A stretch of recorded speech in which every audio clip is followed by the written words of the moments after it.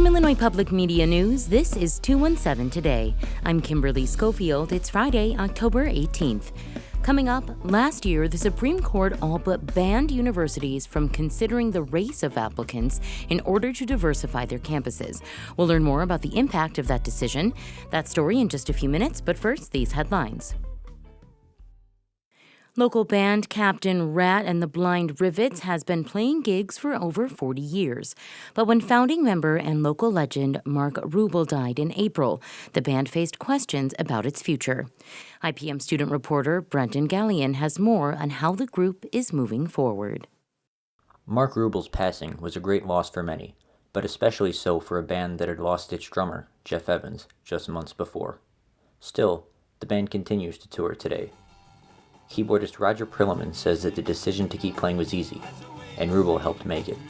Mark Rubel, in one of my last conversations I had with him, he said, I really want you guys to keep the band going. He said, just because I'm not around, he said, and we even talked about possible replacements for him, which was kind of a tough conversation, but he was a good spirit about it. The band already has several shows booked for 2025. I'm Brendan Gallion, IPM News. The Champaign County audit is past due, which has some worried about critical programs losing funding. IPM student reporter Nathan Gonzalez explains. The Regional Planning Commission, or RPC, is a local agency that operates numerous programs, including Head Start and emergency food and shelter programs. CEO Delitzo Sulameo said in an email, quote, if the audit is not submitted by October 15, the county will be placed on a stop payment list, which prevents RPC from accessing funds from all statewide agencies. Last month, Donos told the county board that the audit due September 30th would be in by mid-October, but it's still not in. At the county board meeting Tuesday night, Donos said the audit will not get to 60 days late and said he predicts most agencies won't impose first-line delays on payments for at least 2 months. So there's some money at stake. Worst case scenario, you would have what we would have gotten on November 1st, on December 1st, along with the December 1st check. He says if need be, RPC can tap into reserves. I'm Nathan Gonzalez, IPM News. A new report analyzes immigrant communities and their contributions to the economy in Illinois and the Great Lakes region. Esther Yunji Kang has more. The report found the region's immigrant population grew by 16% between 2010 and 2022. That's compared to the U.S.-born population, which grew by less than half a percentage point. Immigrants also make up a large portion of the workforce in hard-to-fill factory jobs. Gina Kraus-Vilmar is with Upwardly Global, one of the groups that put out the report. This is a trend that has existed in the United States for a very long time. Immigrants are contributing in a large way, and they will have to be part of our future. The report says in Illinois alone, immigrant households paid more than $24 billion in taxes in 2022. Esther Yunji Kang, WBEZ News. Time is almost up for Illinois residents to submit a design for a new state flag. Today, Friday, is the last day to submit a design, which will then be reviewed by a commission of historians, artists, and elected officials from across the state. Mawa Iqbal has more. Designs should reflect the identity of Illinois, says the commission, and can include elements of the state's natural features, history, and culture. The commission also recommends using fewer than 3 colors and is prohibiting AI-generated flags. Democratic State Senator from Springfield, Doris Turner, is spearheading the mission.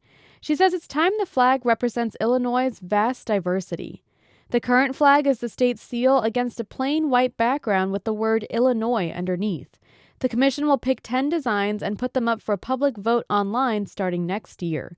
I'm Mawa Iqbal. New laws in Illinois are aiming to turn around a deadly health statistic in Illinois. Lieutenant Governor Juliana Stratton says Black women face higher mortality rates regardless of socioeconomic status. Here in the state of Illinois, Black women are 3 times more likely to die from pregnancy-related complications, unfortunately, and it's not tied to economic status or anything else. It is really something that we know is systemic and not been meeting the needs of so many women, including Black women. In July, Governor J.B. Pritzker signed the Birth Equity Act that requires Illinois-based health insurance to cover services such as doulas, lactation consultants, and midwives. The plan includes a $23 million investment in an effort to provide more access to care. IPM's Kennedy Vincent talks with Lieutenant Governor Stratton about Black maternal health on this week's Dialogue Show. You can listen tomorrow, Saturday at 11 a.m. to FM 101.1 or illinoissoul.org. Still to come, last year, the Supreme Court all but banned universities from considering the race of applicants in order to diversify their campuses. We'll learn more about the impact of that decision. That story is coming up next on 217 Today, but first, meteorologist Andrew Pritchard with your forecast. I'm meteorologist Andrew Pritchard with your IPM News forecast for Champaign-Urbana. Today, look for sunny skies with a high of 69 degrees and a south wind 5 to 10 miles per hour. Tonight, clear skies with a low of 40 degrees, a south wind 5 miles per hour. Tomorrow, sunny with a high of 72 degrees, a southwest wind 5 miles per hour. Tomorrow night, clear skies with a low of 42 degrees, a south wind 5 miles per hour. And for Sunday, sunny with a high of 75 degrees and a southwest wind 5 miles per hour. Next time on the 21st show, Illinois voters are being asked to not only choose candidates, but also to weigh in on several non-binding policy questions having to do with voting, taxes, and IVF. We'll talk about what's at issue and what's the real story behind these advisory questions. I'm Brian Mackey. That's next time on the 21st show. Join us.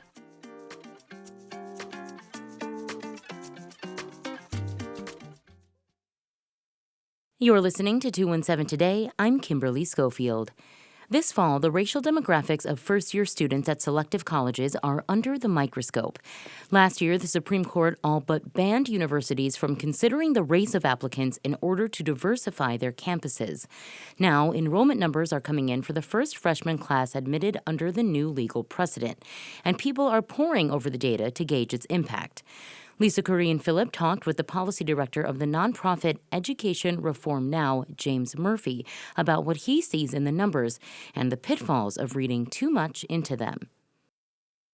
There's been a lot of coverage of the racial demographics of the freshman class this year. Why has there been so much interest? The institutions impacted by the decision are tiny, right, in terms of the percentage of students they serve. On the one hand, should we have been as curious about the outcome of the SFFA decision? Maybe not, in the sense of most students were not affected by this. Most institutions of higher education weren't affected by it. On the other hand, these small number of colleges send a lot of students into politics, into entrepreneurship, off to law schools and med schools and PhD programs. And so they matter in that sense. And this was the first year that they were admitting a class without the option, or without the power, I should say, to consider race in the admissions process. Is there anything that the data can tell us about the impacts of the decision? What it really gets to, I think, is that Ed Bloom and Students for Fair Admissions and the Supreme Court wanted to argue that college admissions in America is race-based. And that's the term that Chief Justice Roberts used repeatedly in the Supreme Court majority decision. The reality is that these kinds of colleges that have way more applicants and seats to offer, nothing is based on any single factor, right? Even legacies don't get in because they're legacies. Even donors' kids don't get in because they're, I mean, maybe once you get into the 10 million plus spectrum, maybe. I don't even know if that's necessarily the case. Nobody's getting in because of any one thing, right? College admissions is complex. There's a lot of competing priorities. And so it's not actually surprising that there isn't a good, clear pattern on the outcome for Hispanic students, Asian American students, and white students. What are your concerns about reporters covering this data and trying to interpret it in the context of the Students for Fair Admissions decision? It's very early, right? So the data that's been released is preliminary data. And probably most importantly of all, it's a single year. Every year has its, tensions and dramas at many colleges. So a single year of data compared especially to just 1 year of data, so last year's class, is not a very good way to figure out what on earth is going on. At Northwestern and U of I, the numbers stayed relatively stable. Like, for example, I think at U of I, the percentage of Black students went from 5.4% to 4.9%. I'm wondering if you have any takeaways from those schools that are local to Illinois. It's not too much in the sense of, like, because we don't know why these outcomes happen. They were doing something in their admissions process to really prioritize diversity, but maybe not. It could have honestly just been luck. So Northwestern shouldn't necessarily be patting its back that the percentage of Black students went up from 14 to 15%. I'll give them a pat on the back, but just, let's wait to see what happens next year and the year after and the year after that. It's hard work, right? The thing about enrolling a diverse class is that it is challenging when you have taken away the primary tool that would help a college enroll a diverse class of students. All the proxies in the world are probably not going to make up for the difference. That was Education Reform Now Policy Director James Murphy speaking with Lisa Corrigan-Phillip about the first freshman class to enter college under a near ban on the consideration of race in admissions. That's it for today. 217 Today is produced by Stephanie Mosqueda. Reporting today contributed by Brendan Gallion, Nathan Gonzalez, Esther Yunjin Kang, Mawa Iqbal, and Lisa Corrigan-Phillip. Music by the Kilbourne Alley Blues Band. Reginald Hardwick is our news director. I'm Kimberly Schofield. 217 Today is a production of Illinois Public Media. Thanks for listening, stay safe, and we'll talk to you again